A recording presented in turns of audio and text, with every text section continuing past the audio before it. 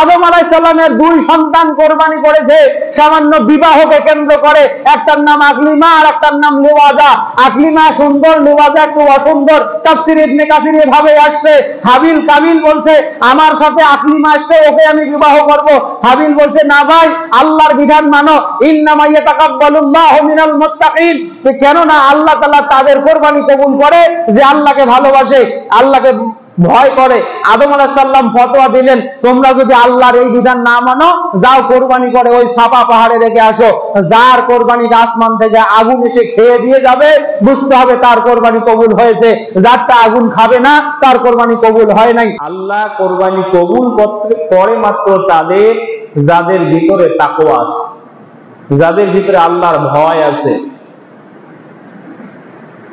কোরবানির বিস্তর প্রেক্ষাপট, তার মধ্য থেকে আমি আপনাদেরকে শুধু একটা জায়গায় একটু টাচ করে আমি বিস্তারিত মাসালার দিকে যাব ইনশাআল্লাহ। আপনারা শুনে থাকবেন, হযরত ইব্রাহিম আলাইহিস সালাতু ওয়াস সালাম বৃদ্ধ বয়সে একটা সন্তান পেয়েছিলেন। তাফসীরের ভিতরে আসছে ওই সময় তার বয়স 80 কিংবা 120 এরকম বয়স। আর 80 বছর, কারো কারো মতে 120 বছর বয়স। একদিন তিনি আকস্মিক আল্লাহর কাছে দোয়া করলেন, আল্লাহ রব্বি হাবলি মিনাস সালিহিন, হে আল্লাহ তুমি আমাকে একজন নেককার সন্তান দাও। এই সন্তান পাওয়ার পরে তার উপরে যতটা পরীক্ষা এসেছে, ইব্রাহিম আলাইহিস সালাতু ওয়াস সালামের উপরে বৃহৎ 6টি পরীক্ষার মধ্যে এই সন্তান কেন্দ্রিক পরীক্ষাই হলো 3টা। বলেন না সুবহানাল্লাহ। সন্তানটা হওয়ার পরে আল্লাহ বলেন, ইব্রাহিম ফাবাশশারনাহু বিগুলামিন হালিম, তোমাকে একটা সন্তানের সংবাদ আমি দিলাম। যেই সন্তান জন্ম নিয়েছে, ইব্রাহিম তোমার সাথে রাখা যাবে না, যাও ওই মক্কার প্রান্তরে রেখে দিয়ে আসো। রব্বানা ইন্নী আসকানতু মিন যুররিয়াতি ফি ওয়াদিন গায়রা যি জারইন ইনদা বাইতিকাল মুহাররাম, হে আল্লাহ আমার এই সন্তানকে জনমানবহীন প্রান্তরে তোমার উদ্দেশ্যে রেখে যাচ্ছি। ফাজআল আফইদাতাম মিনান নাস তাহউই ইলাইহিম ওয়ারযুকহুম মিনাস সামারাত। সুতরাং গোটা পৃথিবীর সব মানুষগুলোর অন্তরগুলোকে তুমি আমার এই সন্তানের উপরে, এই মক্কা কেন্দ্রিক মানুষের মাইন্ড গুলোকে সেট আপ করে দাও। এরা যতদিন মক্কার জমিনে থাকবে, ওয়ারযুকহুম মিনাস সামারাত, ফল ফলাদি দেখে তাদেরকে রিজিক দান করো। তাফসীরে মুফাসসিরিন কেরাম লেখেন, ইব্রাহিম আলাইহিস সালাম ওই যে দোয়া করছে মক্কার মানুষকে আল্লাহ তুমি ফল দিয়ে রিজিক দান করো, ওই দোয়ার বরকতে এখনো মক্কার মানুষ শুধু ফল খায়, খেজুর খায়, আঙ্গুর খায়, কত ধরনের ফল আল্লাহ তাদের জমিনে দিয়ে দিয়েছেন। সুবহানাল্লাহ বিহামদিহি। ওই যে রেখে আসলেন 7 বছর পরে কিংবা 10 বছর পরে আল্লাহ এবার হুকুম দিলেন, ইব্রাহিম যাও রে, তোমার সন্তানটাকে এবার দেখা করে আসো। আবার ফিলিস্তিন থেকে 1 দিন 2 দিন 3 দিন 4 দিন 6 মাস উটের উপরে ঘোড়ার উপরে করে তিনি আবার গেলেন মক্কার জমিনে। আল্লাহ তাআলা সেই ঘটনাটা কোট করলেন, ফালাম্মা বালাগা মাআহুস সা'য়া ক্বালা ইয়া বুনাইয়া ইন্নী আরা ফিল মানামি আন্নী আযবাহুকা ফানজুর মাযা তারা। আল্লাহ বলছেন, ইব্রাহিম গেছে, যে সন্তান ছুটে আসছে আব্বা বলে ডাকে, আগের রাতে স্বপ্নে দেখানো হয়েছে ইব্রাহিম যেই সন্তানটা ডাকবে প্রথম কথাটাই বলে দিবে, বাবা তোমাকে আদর করার জন্য আসি নাই, তোমাকে আমি জবেও করার জন্য আসি, বলো এবার তোমার কথা কি। অথচ সন্তানের বিয়োগ বেদনা 7 বছর কিংবা 10 বছর, যে সন্তানটা বৃদ্ধ বয়সে আল্লাহর কাছ থেকে চেয়ে নেওয়া, এই সন্তানটাকে চাওয়ার পরে পাওয়ার পরে আবার মুখ দেখতেই একটা মরুভূমিতে রেখে আসা। একই তো বৃদ্ধ বয়সের সন্তান, 7 বছর কিংবা 10 বছরের বিয়োগ বেদনা। আল্লাহ বলছেন কোনো কথা বলতে পারবি না ইব্রাহিম, সন্তানটা যখনই তোর বুকে লাফায় আসবে সঙ্গে সঙ্গে বলে দিবি, বাবারে আদর করার জন্য আসি নাই, আমাকে আল্লাহ তাআলা দেখিয়েছেন আমি যেন তোর গলায় ছুরি চালাই। কথা বুঝতে পেরেছেন? ইন্নী আযবাহুকা ফিল মানাম, ইন্নী আরা ফিল মানামি আন্নী আযবাহুকা, আমি দেখলাম রাতের বেলা ঘুমে আচ্ছন্ন যখন, তখন আমি দেখলাম তোমাকে জবাই করছি। ফানজুর মাজা তারা, আমার সন্তান তুমি এবার চিন্তা করে দেখো তুমি কি করবে। সন্তানও জানে রুয়াতেন নবী আল ওয়াহি, নবীদের ওয়াহি হলো, নবীদের স্বপ্ন হলো ওয়াহি। আমরা স্বপ্ন দেখি, সেই স্বপ্ন বাস্তব হতে পারে নাও হতে পারে, বরং স্বাভাবিক মানুষ অধিকাংশ স্বপ্ন দেখে শয়তানি খেয়ালের বসে। কিন্তু নবীরা যে স্বপ্ন দেখতেন এই স্বপ্ন ওহী হয়ে যেত। হযরত আয়েশা রাদিয়াল্লাহু তাআলা আনহা বলেন, আউয়ালু মা আরান নবী সাল্লাল্লাহু আলাইহি ওয়াসাল্লাম ফিল মানাম, আল্লাহর নবী সাল্লাল্লাহু আলাইহি ওয়াসাল্লাম প্রথম যখন স্বপ্নে কিছু দেখা শুরু করলেন, বদিআ মিসলা ফালাকাস সুবহে, সকালবেলা যখন সূর্য উঠত, এই সূর্য যেমন দিনের আলো দিয়া গোটা পৃথিবীটাকে একেবারে আলোয় আলোকিত করত, আল্লাহর নবী এমন কিছু স্বপ্ন রাতের বেলা দেখতেন যে স্বপ্নটা দিনের আলোর ন্যায় সকালবেলা গোটা পৃথিবীর মানুষের চোখের সামনে উদ্ভাসিত হয়ে যেত। সুতরাং নবীর স্বপ্ন ওহী। সন্তান কোনো চিন্তা না করে বাবার সঙ্গে আর কোনো চাটুকারিতা কিংবা কোনো ধরনের ছলনার আশ্রয় না নিয়ে সন্তান উত্তর দিচ্ছে, ইয়া আবাতি, হে আমার বাবা, বুঝতে পেরেছি আল্লাহর আদেশ, ফাআল মা তুমারু, আপনাকে যে আদেশ করা হয়েছে সে আদেশটা আপনি পরিপূর্ণ করে ফেলেন, বাস্তবায়ন করে ফেলেন। সাতাজিদুনি ইনশাআল্লাহু মিনাস সাবিরিন, অবশ্যই আমি কথা দিলাম আপনি আমাকে ধৈর্যশীল মানুষদের অন্তর্ভুক্ত পাবেন। আমার ভাইরা, ইতিহাস শোনাবো না, শুনে নেবার। তাহলে এই যে কোরবানির প্রেক্ষাপট, আল্লাহ এরপরে বলছেন ফালাম্মা আসলামা ওয়া তাল, যখন তারা দুজনেই আল্লাহর কাছে আত্মসমর্পিত হলো, তাল্লাহু লিল জাবিন, একেবারে একজন জবে হবে আর একজন জবে করবে। ওয়া ফাদাইনাহু বিযিবহিন আযীম, আমি একটা উত্তম জবেহ দিয়া ইসমাঈলের গলাটা বাঁচিয়ে দিলাম আর ডাকলাম, ইয়া ইব্রাহিম, হে ইব্রাহিম দাঁড়াও দাঁড়াও, আর ছুরি চালাতে হবে না। তাহলে আপনার যদি বিবেক থাকে, এইটা কিন্তু কোরবানির প্রকৃত প্রেক্ষাপট। আল্লাহ বলছে, ইব্রাহিম, সন্তান পাওয়ার পরে বেশি উৎফুল্ল হওয়া যাবে না। সন্তান পেয়েছো, এই সন্তান হচ্ছে পৃথিবীতে আল্লাহর পক্ষ থেকে মানুষের জন্য পরীক্ষা। আল মাল ওয়াল বানুনা ফিতনাতুন, সন্তান হচ্ছে আল্লাহর পক্ষ থেকে এবং সম্পদ সহ মানুষের জন্য পরীক্ষা।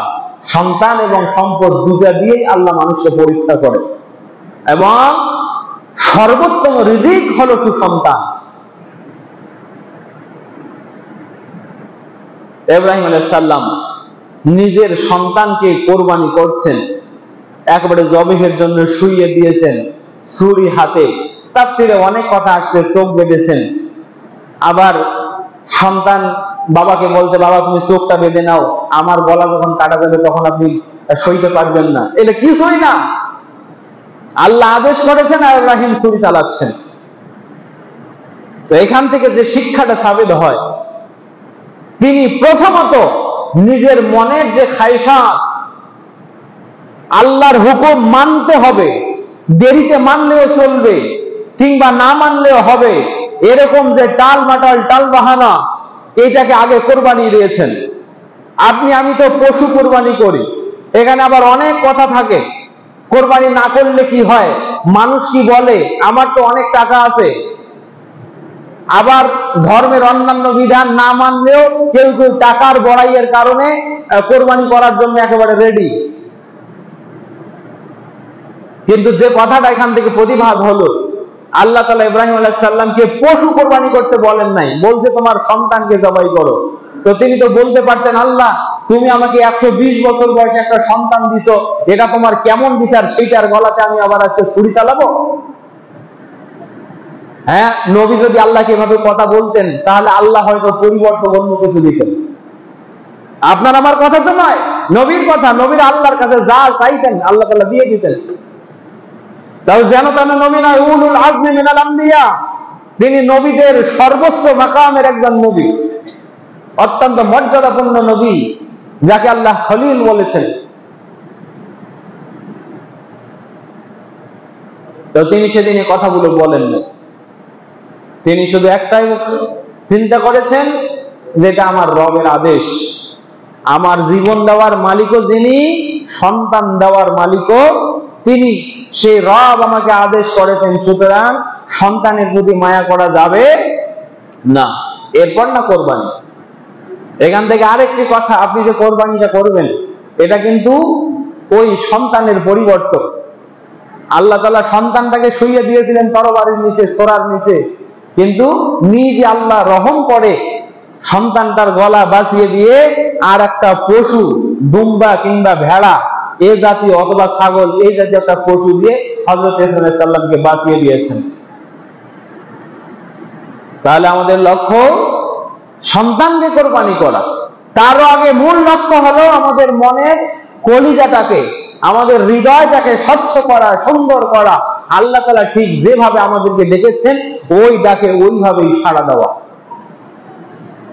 জাহিলিয়াতের মানুষেরা কোরবানি করত। তারা কোরবানি করত লাতের নামে, মানাতের নামে, উজ্জার নামে, হবলের নামে। কোরবানি করার পরে রক্তগুলো একটা প্যাকেটে করে নিয়ে লাতের পায়ের কাছে নিয়ে রেখে আসতো, অথবা মাথাটা লাতের পায়ের নিচে নিয়ে রেখে আসতো, মানাতের পায়ের নিচে রেখে আসতো, হবলের পায়ের নিচে রেখে আসতো। এখনো আমাদের বাড়ির আশপাশ এরকম সিস্টেম আছে না নাই? পাটা জবাই করে, বলি দেয়, দেওয়ার পরে মাথাটা আগে ওখানে নিয়ে শোয়াই দেয়, তারপরে আবার ওই মাথা এনে নিজে বাজারে বিক্রি করে, আছে না নাই? এটা তাদের, এটা ধর্মের কেমন মূলনীতি আল্লাহু আলাম। তবে জাহিলিয়াতের মানুষদের নীতি এটা। সাহাবীগণ এসে জিজ্ঞেস করলেন, ইয়া রাসূলুল্লাহ, আমরাও কি এমন কোন পশু কোরবানি করব? আমরাও কি এই পশুগুলাকে কারো জন্য উৎসর্গ করব? আল্লাহ নবী বলেন, না না, শোনো, আমার আল্লাহ কি বলেন সেটা শোনো।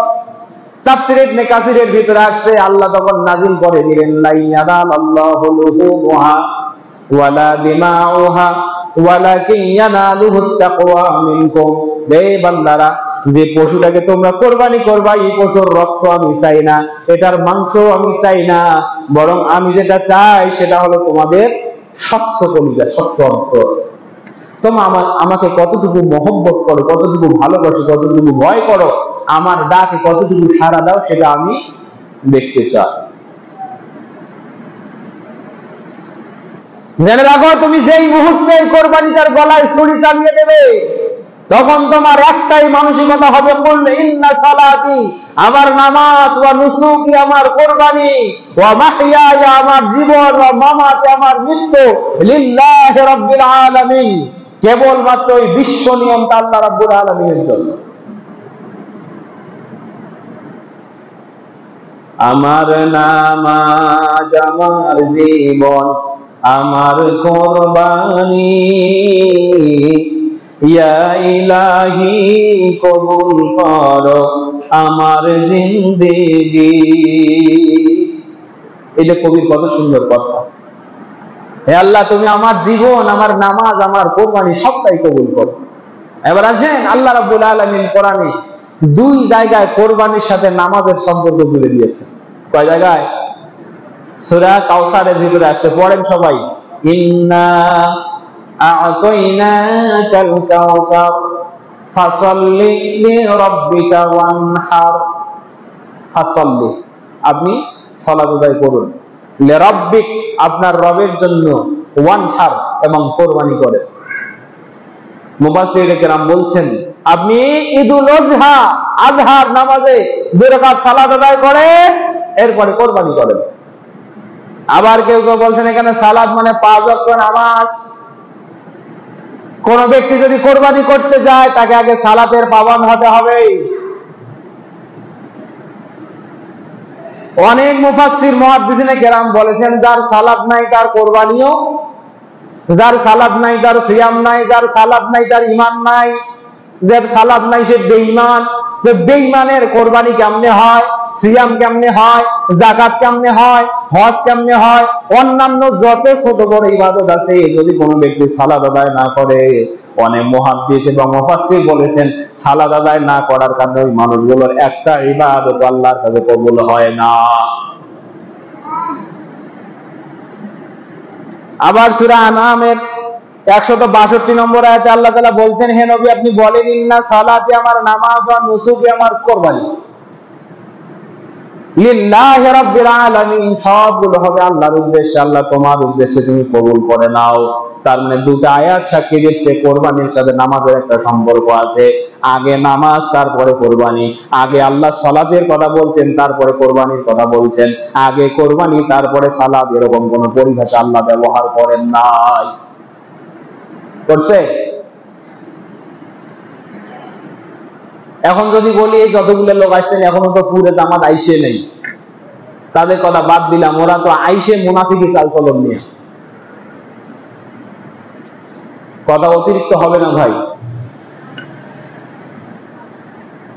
ওই মুরগির মতো আদার খায়, ঠোক্কর মারে, 2 রাকাত সালাত আদায় করে চলে যায়। তার দিনে কি, ধর্ম কি, খুতবা কি, আর ইমাম কি, মুয়াজ্জিন কি, মসজিদ কি, দিন ইসলাম কি, কিছুই জানে না। যে মানুষগুলো আসছেন এখানে যদি হাত তুলতে বলি, হাত তুলে দেখান তো যে কারা কারা সালাত আদায় করেন। হয়তো বা এখানে মোটামুটি 150 মানুষ আছে, 30-40 জন হাত তুললে, বাকিগুলো হাত তুলতে পারবে না, একটু কম বেশি হতে পারে, আল্লাহু আলাম। তো যে মানুষগুলো সালাত আদায় করলো না, ওই মানুষগুলো কালকে আবার বুক ফুলি 1 লক্ষ টাকা নিয়ে হারাগাছের বাজারে যাবে, লাল আড়িয়ে কিনে বাড়ির উঠানে বেঁধে রাখবে। আমি বললাম, রমজান আলী আশরাফি বলছি, কোরআন হাদিস থেকে যতটুকু আমার জানা, আপনি কোরবানি কিনতে যাইয়েন না, আপনার কোরবানি কবুল হবে, দন্তন নয় আকারে না।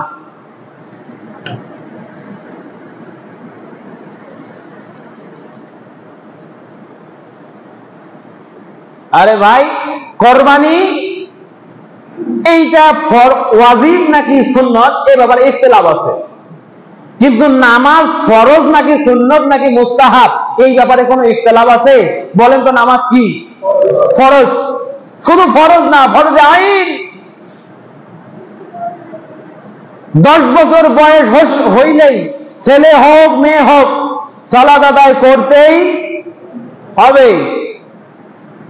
কিন্তু কোরবানির যত মাসালা, সেটা থেকে বোঝা যায় এক সময় হযরত আবু বকর রাদিয়াল্লাহু, উমর রাদিয়াল্লাহু, এই যে মুসনাদে আব্দুর রাজ্জাকের একটি হাদিস এখানে আসছে যে হযরত আবু বকর এবং উমর তিনারা মাঝে মাঝে ওয়ামা ইয়াজহিয়ানে কোরবানি করেন নাই, লে ইউয়াক্কিদুন নাসা, এই ভয়ে যে মানুষ এটাকে ফরজ মনে করে নেবে। আচ্ছা, আবু বকর আর উমর, তাদের সম্পদ ছিল না যে আবু বকর ইসলামের ত্রাণকর্তা বলা হয় আবু বকর রাদিয়াল্লাহু তাআলা আনহুকে। ওমর রাদিয়াল্লাহু, তিনি তো মসজিদে মদিনার খলিফা, মুসলিম রাজ্যের খলিফা, ইসলামী ভূখণ্ডের খলিফা, তিনি তো একটা কোরবানি দেওয়ার সামর্থ্য রাখেনি। যাহাবি বলছে যে আমি তার বাড়ির প্রতিবেশী, তাদের প্রতিবেশী, আমি দেখেছি মাঝে মাঝে তারা কোরবানি ছেড়ে দিতেন, মানুষ যেন এটাকে ফরজ মনে না করে। তার মানে আবু বকর এবং ওমর মনে করতো কোরবানি ফরজ নয়, বরং কোরবানি মুস্তাহাব একটি ইবাদত। কি ইবাদত? মুস্তাহাব। এবং এই ব্যাপারে 3 জন আলেমের কওল আছে, ইমাম শাফি, ইমাম আহমদ, তেনারা একটি বর্ণনায় বলছেন বাল হিয়া মুস্তাহাব্বাতুন জাফিল হাদিস, কামা জাফিল হাদিস লাইসা ফিল মাল হাক্কুন সিওয়া আয-যাকাত। তেনারা এই হাদিসকে সমন্বয় করে বলছেন যে আল্লাহ নবী সাল্লাল্লাহু আলাইহি ওয়াসাল্লাম বলছেন লাইসা ফিল মাল হাক্কুন সিওয়া আয-যাকাত, যাকাত ছাড়া সম্পদের কোনো হক নাই। মানে যাকাত ছাড়া, ফরজ যাকাত ছাড়া সম্পদ ব্যয়ের জন্য আর কোনো জোর আপনার প্রতি নাই, এরকম ফরজ আর কোনো ইবাদত নাই যে আপনি সম্পদ দিয়ে করবেন। তার মানে যেহেতু কোরবানি একটা সম্পদ ব্যয় করে ইবাদত করতে হয়, তাই যেহেতু সম্পদের মূল ইবাদতটাই হচ্ছে যাকাত, অন্য কোনো ইবাদত সম্পদের জন্য হক নয়, তাই কোরবানিটা এটা ফরজ নয়, বরং তেনারা কোরবানিকে মুস্তাহাব বলেছেন। এছাড়া আরো অনেক দলিল এখানে আছে। এরপরে মাযহাব জমহুর উলামায়ে কেরাম, তেনারা আবার বলছেন যে ওয়া আন্নাল উযহিয়াতা সুন্নাহ, উযহিয়া হলো সুন্নাহ, কোরবানি হলো সুন্নাহ। কেন? আল্লাহর রাসূল সাল্লাল্লাহু আলাইহি ওয়াসাল্লাম এবারে ইখতিয়ার দিয়েছেন। আন উম্মে সালামা রাদিয়াল্লাহু তাআলা আনহা قالت ان النبي صلى الله عليه وسلم قال اذا دخلت العشرة واراد احدكم ان يضاحي فلا يمس من شعره وبشره, কোন ব্যক্তি তোমাদের মধ্যে যখন কোন ব্যক্তি জিলহজ্জের 10 তারিখে কোরবানি করার ইচ্ছা পোষণ করে সে যেন তার চুল দাড়ি এবং নাভির নিচ আর ওই সময়ের মধ্যে মুন্ডন না করে, চুল খাটো না করে, মোজ যেন খাটো না করে, এর আগেই করতে হবে এগুলো। তা আল্লাহ রাসূল এখানে বলছেন মান আরাদা ইউজাহি, তোমাদের ভিতরে যারা কোরবানি করতে ইচ্ছুক, ইচ্ছা মানে মনের ইচ্ছা শক্তি। যদি আল্লাহ রাসূল ফরজের কথা বলতেন হাদিসে, তাহলে অন্যভাবে তিনি রওয়ায়াত করতেন। তার মানে এই হাদিস দ্বারা তারা দলিল দিচ্ছেন কোরবানি ফরজ নয়, সুন্নাহ। আবার কেউ কেউ বলছেন কোরবানি ওয়াজিব, ফরজের কথা বলেননি। দেখেন, ফরজ এবং ওয়াজিব ইমাম বুখারীর মতে দুটাই সমান, কিন্তু উলামায়ে আহনাফ একটু বেশি দাকিক। তেনারা দ্বীনের মাসলা মাসাইল গুলোকে বেশ কিছু ভাগে ভাগ করছেন, ফরজ, ওয়াজিব, সুন্নাত, মুস্তাহাব, মুবাহ, মাকরুহ, এইরকম 5-6টা ভাগ। আর আমাদের আহলুল হাদিস সালাফি বিদ্বানগণ বলছেন ফরজ, সুন্নাহ, মুস্তাহাব, মাকরুহ, এরকম। তাহলে তাদের সাথে সালাফিদের একটা এই কম বেশির এই পার্থক্য আছে। তেনারা ওয়াজিবকে ফরজের নিচে ধরেন, আর ইমাম বুখারী সহিহুল বুখারীতে যেটাকে ফরজ বলছেন ওইটাকে আবার ওয়াজিবও বলছেন। তো হানাফি মাযহাব মতে কোরবানি হলো ওয়াজিব, বাট ফরজ নয়। তাদের দলিল কি? হযরত জুনদুব বিন সুফিয়ান রাদিয়াল্লাহু তাআলা তিনি বলছেন আন্না রাসূলুল্লাহ সাল্লাল্লাহু আলাইহি সাল্লাম قال মান যাবাহা ক্বাবলা আই ইউসাল্লি ফালইয়াইদ মাকানাহা উখরা। এইটুকু অংশ দিয়ে তারা বলছেন, আল্লাহ রাসূল বলছেন, কোন ব্যক্তি যদি সালাতের আগে তার নির্ধারিত পশু কোরবানি করে, ঈদের নামাজের আগে, সে যেন নামাজ পড়ে আসার পরে ওই কোরবানির স্থলে আরো একটা নতুন পশু কোরবানি করে। তার মানে এই হাদিস ইশারাতান তেনারা সাবেত করছেন যে আল্লাহ রাসূল যদি কোরবানি ফরজ না হতো, তাহলে একটু আগে যে পশুটা কোরবানি করলেন, তারপরে আবার কোরবানি হয় নাই মর্মে আবার কোরবানি করতে বললেন। তার মানে বিষয়টা অত্যন্ত জরুরি, আল্লাহ রাসূল এটাকে ওয়াজিব বলছেন। ওয়াল্লাহু আ'লাম। এছাড়া আরো কয়েকটি হাদিস এখানে আমার কোটেশনে আছে। এই হাদিসগুলো বুখারী, মুসলিম, আবু দাউদ, তিরমিজি এবং মুসনাদে বাজ্জার এবং বাইহাকির ভিতরে বেশ কিছু হাদিস এই মর্মে আসছে।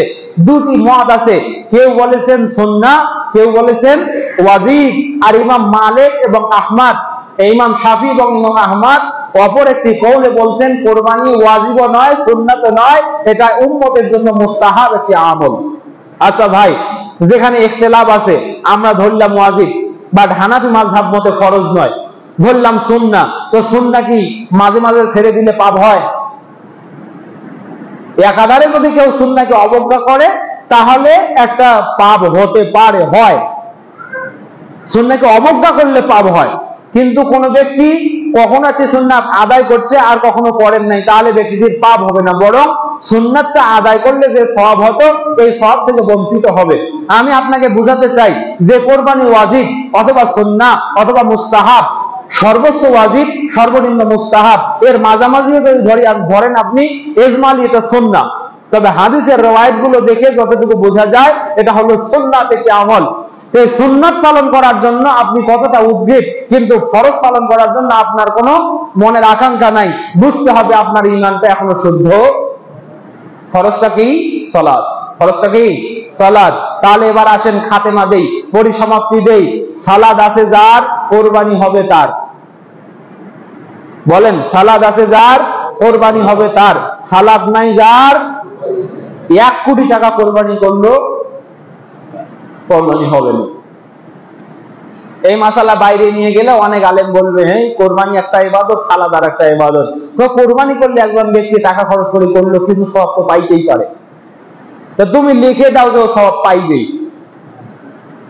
তুমি লিখে দিও ওই মাসালা ফতোয়ায় যে কোরবানি করলে ওই কোরবানি আল্লাহর কাছে কবুল হবেই হযরত আদম আলাইহিস সালামের দুই সন্তান কোরবানি করেছে সামান্য বিবাহকে কেন্দ্র করে।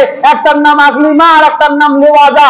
আকলিমা সুন্দর, লিওয়াজা একটু অসুন্দর। তাফসীর ইবনে কাসির এভাবে আসছে, হাবিল কাবিল বলছে আমার সাথে আকলিমা আসছে, ওকে আমি বিবাহ করব। হাবিল বলছে না ভাই, আল্লাহর বিধান মানো, ইন্নামা ইয়াতাকাব্বালুল্লাহু মিনাল মুত্তাকিন। কেন না আল্লাহ তাআলা তাদের কোরবানি কবুল করে যে আল্লাহকে ভালোবাসে। আল্লাহকে বিস্তর ইতিহাস, দুই ভাই কোরবানি করে রেখে আসলো, হাবিলের কোরবানি কবুল, তার মানে এখন আকলিমাকে বিবাহ করবে হাবিল আর লিওয়াজাকে বিবাহ করবে কাবিল। কাবিল এবার বলছে লা আকতুলান্নাকা, এই তোকে আমি হত্যা করব। আচ্ছা, কোন মুফাসসির কি বলতে পারবে ওই দিন হাবিল সালাত আদায় করে, কাবিল সালাত আদায় করে নাই, অথবা কাবিল ইসলামী অন্য কোন শরীয়ত মানে নাই? কেউ কোনো কথা বলতে পারবে না। বরং একটাই ভুল, আল্লাহ বলছে যার সাথে যেটা আসছে তাকে সে বিবাহ করতে পারবি না, বরং এক গর্ভের মেয়ে আর এক গর্ভের ছেলের সাথে বিবাহ হবে। আমাদের মা হাওয়া আলাইহিস সালামের একই গর্ভে দুটো সন্তান আসতো, একটা ছেলে আর একটা মেয়ে। এই একটা বিধান লঙ্ঘন করার কারণে যদি ওই দিন কাবিলের কোরবানি কবুল না হয়, ইসলামের চিরন্তন সত্য ইবাদত, সবচেয়ে বড় ইবাদত সালাত, এইটা যে আদায় করবে না, তার কোরবানি কেমনে কবুল হয়? এই ফতোয়া পৃথিবীর কোন মুহাদ্দিস রদ করে? আমি সেটা দেখি। সম্মানিত উপস্থিতি, তাহলে এতক্ষণ পর্যন্ত কোরবানির মাসালা থেকে আমি যা সাবেত করলাম, সালাত নাই, কোরবানিও নাই। অযথা কোরবানি কিনতে যাইয়েন না। তবে হ্যাঁ, সুযোগ আছে, আজকে থেকে তওবা করে সালাত আদায় করবেন, সামনে ঈদের দিন কোরবানি দিবেন, আল্লাহ তাআলা আপনাদের কোরবানি কবুল করে নেবেন ইনশাআল্লাহ। সম্মানিত উপস্থিতি, যে কথা বলছিলাম, এবার আসেন কোরবানির জন্য পশু বাছাই করতে হবে। খুব সংক্ষেপে বলে, আল্লাহ রাব্বুল আলামিন সূরা বাকারার 59 নম্বর আয়াতে বলছেন, ওই যে হযরতে মূসা আলাইহিস সালাম যখন বললেন যে তোমরা একটা গরু কোরবানি করো, ওই গরুই এই লোকটাকে কে মারছে তার সত্যতা প্রমাণ করে দেবে। শুনছেন না ইতিহাস? ওখানে আল্লাহ তাআলা কোরবানির পশু বাছাইকরণের একটা সূত্র দিয়েছেন। তারা বলছে ক্বালু দুউ লানা রাব্বাকা ইউবাইয়্যিন লানা মা লাউনুহা ক্বালা ইন্নাহু ইয়াকুলু ইন্নাহা বাকারাতুন সাফরা ফাকিউল লাউনাহা তাসুররুন নাজিরিন।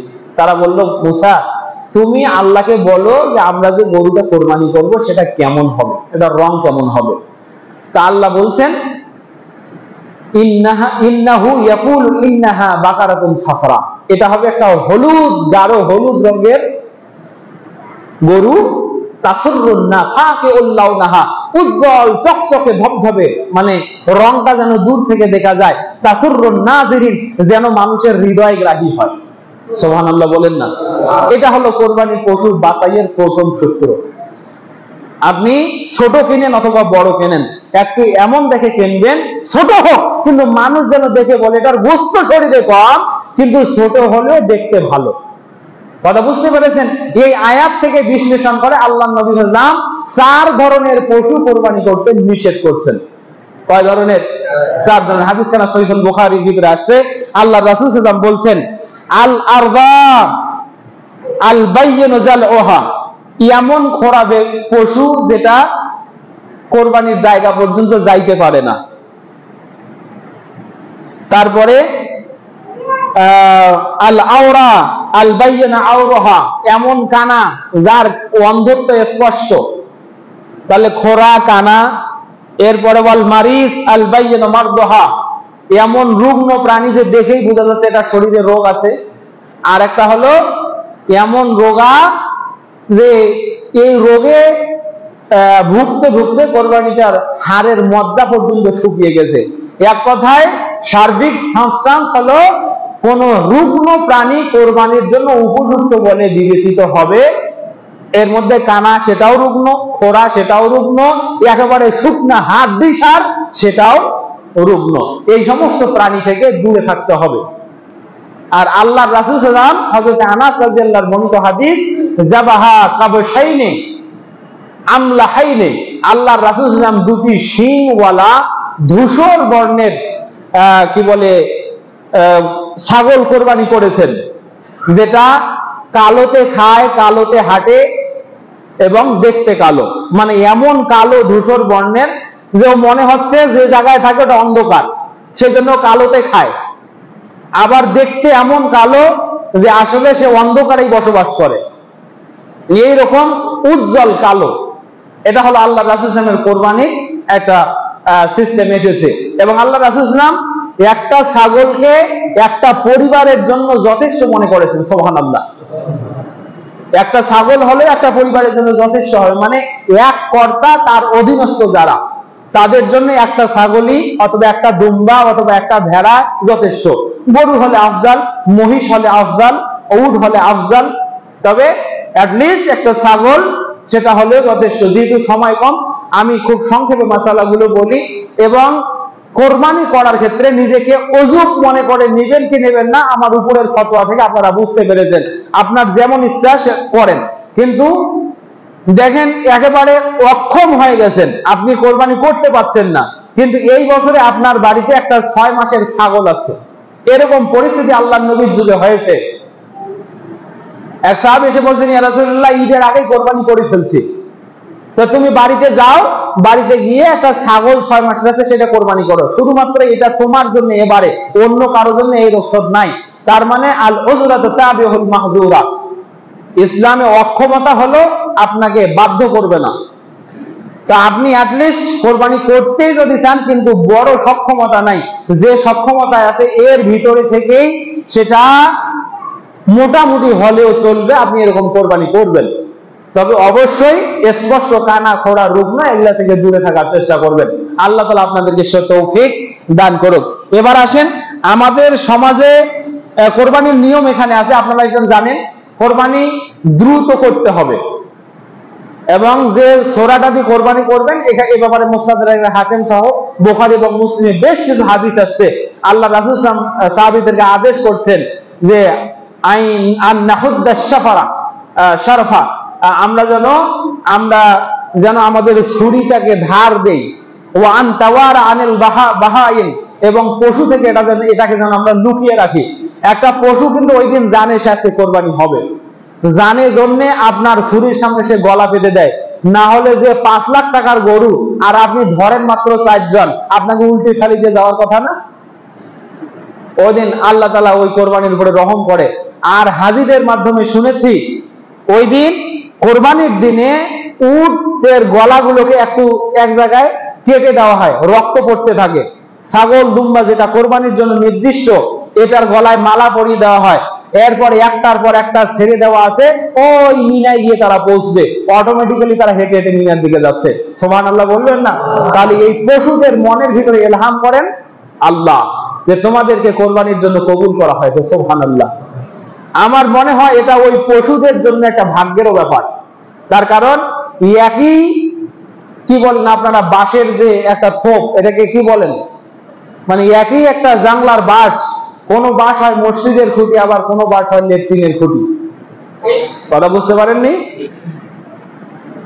বাঁশই তো একটা থোপ থেকে কাটছেন, একটা খুঁটি বানাইলেন লেট্রিনের জন্য আর একটা খুঁটি বানাইলেন মসজিদের জন্য। তো বুঝতে হবে সেখানেও ভাগ্যের ব্যাপার আছে। যে পশুগুলো মানুষের কোরবানির জন্য আল্লাহর রাহে উৎসর্গ করা হয়, সেটা নিতান্তই ভাগ্যবান পশু। সম্মানিত উপস্থিতি, তো এই পশুগুলো কোরবানির জন্য সিলেকশন হওয়ার মাধ্যমেই তারা বুঝতে পারে যে তারা আল্লাহর দরবারে উৎসর্গীকৃত। এই জন্য নিজেরাই হেঁটে হেঁটে মিনার দিকে চলে যায়। সুবহানাল্লাহ। এই জন্য যে পশু থেকে আপনি কিনছেন, ওটার প্রতি একটু যত্নশীল হবেন। ওটাকে এই 5-7 দিন বা 2-1 দিন 4 দিন যা থাকে, একটু কাছে যান, মাথায় হাত বুলান, শরীরে হাত বুলান, যেন বুঝতে শেখে যে আপনি তাকে মহব্বত করেন। একদিন এই মহব্বত তৈরি করেন। এই পশুটাকে জবাই করার সময় আপনার মনের ভিতরে যেন একটু মহব্বত তৈরি হয়।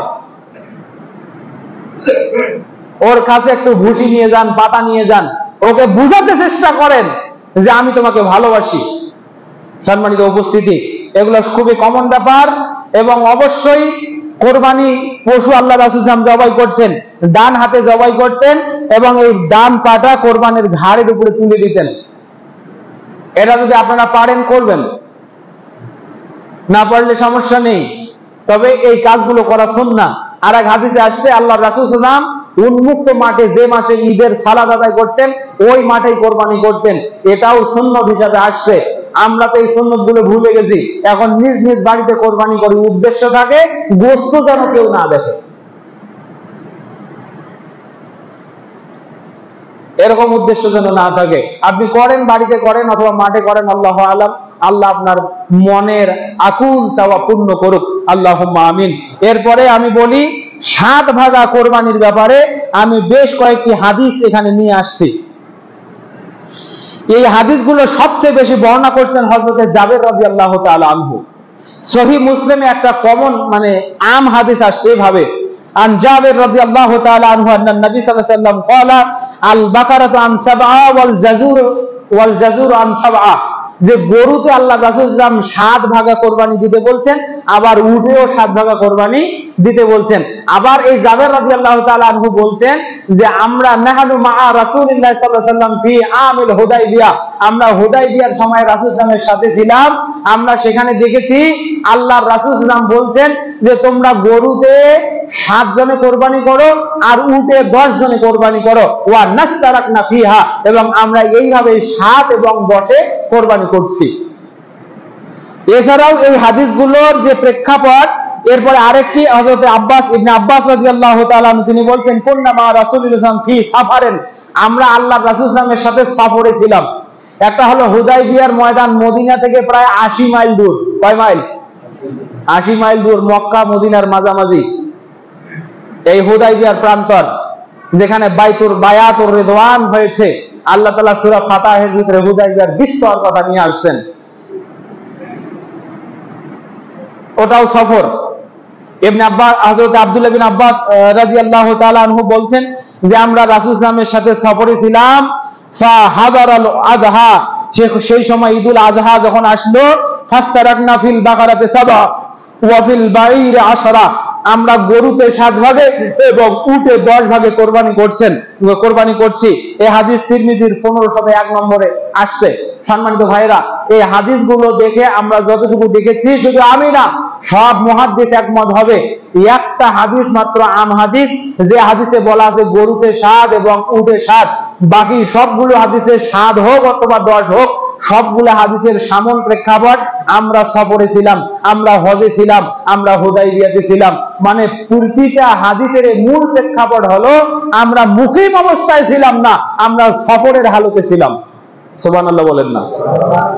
আর সফরে থাকার কারণে আপনারা জানেন, সফরে যখন মানুষ থাকে তখন মানুষের হাতে নগদ তরল সম্পদ কম থাকে। এই কারণে আল্লাহ রাসূল সাল্লাল্লাহু আলাইহি ওয়াসাল্লাম স্বাভাবিক হালত বুঝে শুধু ব্যক্তি কেন্দ্রিক, কি কেন্দ্রিক? শুধু ব্যক্তি কেন্দ্রিক, যারা তোমরা হজে আসছো শুধু তাদের পক্ষ থেকে প্রতি 7 জনে একটা গরু কোরবানি করো, তোমাদের কোরবানি হয়ে যাবে, কিন্তু পরিবার কেন্দ্রিক নয়। একটু আগে আমি পরিবারের কথা উল্লেখ করছি। একজন মুকিম ব্যক্তি বাড়িতে আছে, তার অধীনস্থ ধরেন 10 জন ব্যক্তি আছে, 10 জন ব্যক্তি সবাই তার অধীনে থাকে। এই অধীনস্থদেরকে সমন্বয় করে তিনি একটা ছাগল যদি কোরবানি করেন, ওই বছর তার ওটাই যথেষ্ট। একটা গরু কোরবানি করেন, তার ওটাই যথেষ্ট। তবে প্রতি সামর্থ্যবান ব্যক্তি যিনি অন্নে খান, কোন অধীনস্থ মানুষের অন্নে খান না, অন্নে খান, অথবা ছেলে বড় হয়েছে এখন সেপারেশনে আছেন, তিনি অন্যখানে খান, তার পরিবার আলাদা, ওই বাবা এবং ওই সন্তান দুজন মিলে আলাদা আলাদা কোরবানি করতে হবে। একটা ছাগল দিয়ে তাদের 2 পরিবারের কোরবানি হবে। এই হলো বিস্তর কথা। সম্মানিত ভাইরা, এজন্য বলি 7 ভাগা কোরবানি, 10 ভাগা উট অথবা 7 ভাগা গরু অথবা 7 ভাগা গরু, এটা হুকমাতান জায়েজ আছে, হুকমাতান জায়েজ আছে। আল্লাহর নবীর অনুমতি দেয়া আছে, যেহেতু একটা আম হাদিস আছে। আমি বাড়িয়ে বলতে চাই না যে এটা নাজায়েজ, এটা আমি বলবো না। তবে হাদিসগুলো মোতালা করলে আমরা যা বুঝি সেটা হলো এই ভাগা কোরবানি, এই বিধানটা সম্পূর্ণটাই সফরের হালতে রাসূল সাল্লাল্লাহু আলাইহি ওয়াসাল্লাম অনুমতি দিয়েছেন। কারণ আপনি যদি টেনে এনে মুকিম অবস্থায় করতে চান, আমি বলবো না আপনি করেন না, তবে উত্তম হবে একক কোরবানি করা। কি করা? একক কোরবানি করাই হলো উত্তম। তাছাড়া ইংরেজিতে একটা কথা আছে, মেনি ম্যান মেনি মাইন্ড, যত মানুষ তত মত। যত মানুষ তত হৃদয়, আর যত হৃদয় আল্লাহর কাছে এক একটা হৃদয় এক এক রকম। সুতরাং আপনার নিয়তের সাথে তার নিয়ত নাও মিলতে, একটাই তো গরু, কোন জায়গাকে পবিত্র করবেন আর কোন জায়গা অপবিত্র থাকবে সেটা একটু দেখেন ভেবে। আল্লাহ রাব্বুল আলামিন আমাদেরকে কোরবানির মাসালাগুলো সামনে রেখে কোরবানি করার তৌফিক দান করুক। সর্বোচ্চ আমরা এখানে বিবেচনা করব আমাদের হৃদয়, এবং আমরা যেন সেটাকে সন্তানের পরিবর্তক হিসাবে সেই খুলুস, সেই ইখলাস, সেই খুশুসিয়াত নিয়ে তার গলায় ছুরি চালাতে পারি। আল্লাহ তাআলা আমাদের সে তৌফিক দান করুক। আল্লাহুম্মা আমিন।